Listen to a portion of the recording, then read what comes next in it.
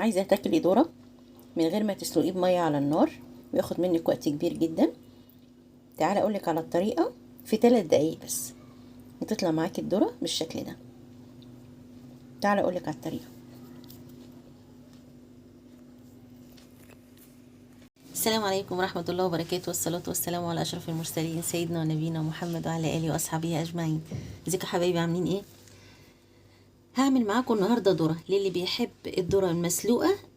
خلاص من النهارده مش هتسلقيها تاني على النار ولا الكلام ده كله، هنعملها في الميكروويف بطريقه حلوه جدا وهتعجبكم.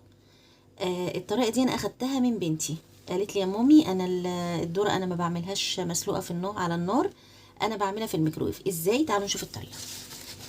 دلوقتي عندي الذره اهوت، طبعا احنا بنشتريه من عند اي بتاع ذره او دلوقتي بيتباع في السوبر ماركتات في اطباق كده.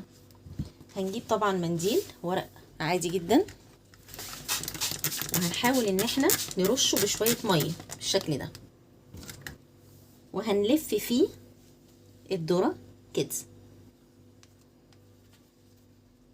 لو عايزه تحطي قبل ما تحطي الميه عليها شويه من الزبده، لو انت حابه ان هو ليه يبقى طعم حلو يعني تعمليها، مفيش اي مشكله.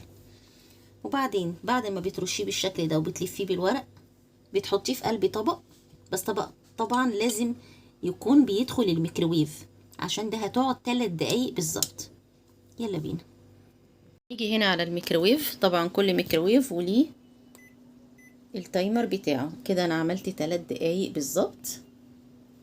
هدخل عندي الذرة في الميكروويف بالشكل ده،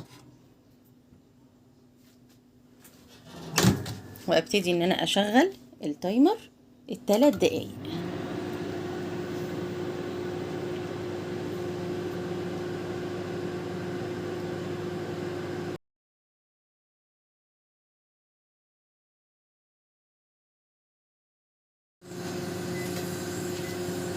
طبعا هنا خلاص ال3 دقايق عدوا بالشكل ده.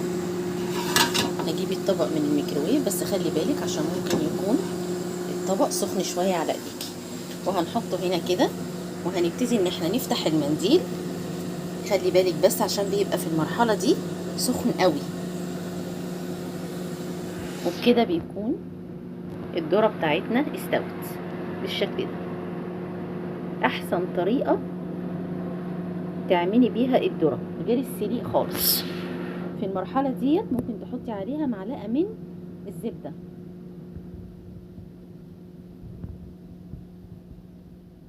لو كنت افدتكم بشيء ادعموني بلايك واشتركوا في القناه وفعلوا زر الجرس عشان يوصلكم كل جديد. بألف هنا وشفا.